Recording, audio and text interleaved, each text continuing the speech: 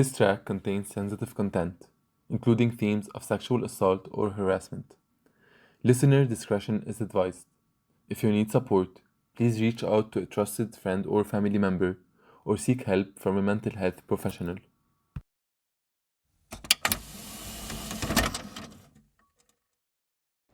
I was in grade 6. I went to the hairdresser with my mom. It was nothing special since I had gone there several times with her and we knew the people who worked there. My mom was done before I was, so she left and she asked me if it would be okay to follow her back home, and I said yes. The hairdresser, a guy, wanted to trim my hair, so he asked me to stand up so that he could cut them in a straight line. I did. I suddenly felt something grabbing my butt so hard, but I did not understand what was going on. I turned around and he started touching my private parts. So I told him to stop. Then he took my hand and put it on his private parts. This is when I pulled my hand away and asked, "What are you doing?" I was so scared. He had scissors, a hair straightener, and a huge body, all of which I did not have. After that, he asked me if I would go somewhere with him, and thankfully, I was smart enough to say no. Then he offered to drop me home. That's when I refused and stormed out of the place. I told my mom about it. She told everyone in the building and asked them to spread the word. She never told my dad though. He would go shoot him, literally. To help the victim, we must be patient. Recovery is a long-term process and each person moves on at their own pace. Encourage to speak up.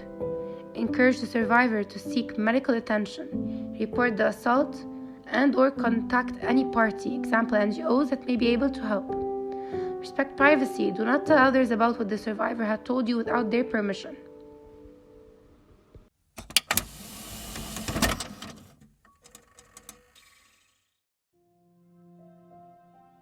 I was molested by a family member for 3 years from the age of 9 till 11.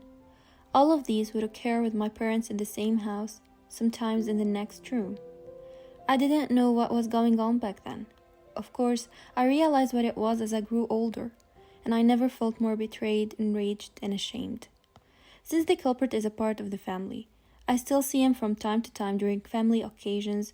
That's when I have to look him in the eye, shake his hand, and pretend as if nothing ever happened. I've never told anyone about this, as it would tear my family apart.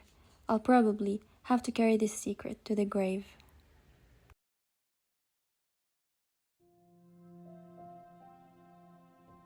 Victims should feel in a safe space so that they can speak about their traumatizing incident.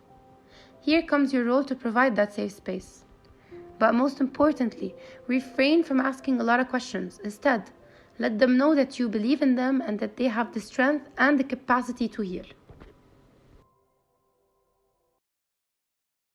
Stay compassionate, stay aware, and stand against harassment in all its forms. Thanks for listening, and remember that love shouldn't hurt.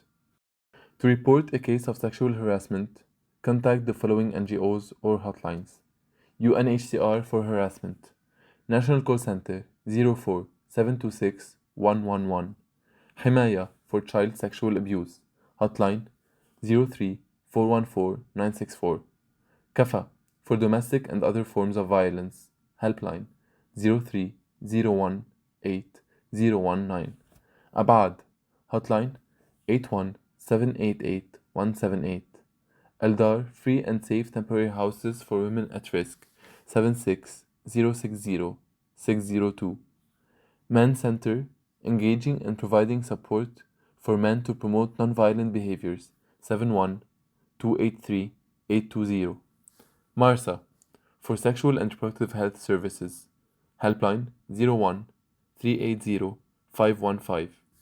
Director General of the Internal Security Forces. For domestic violence, hotline 1745.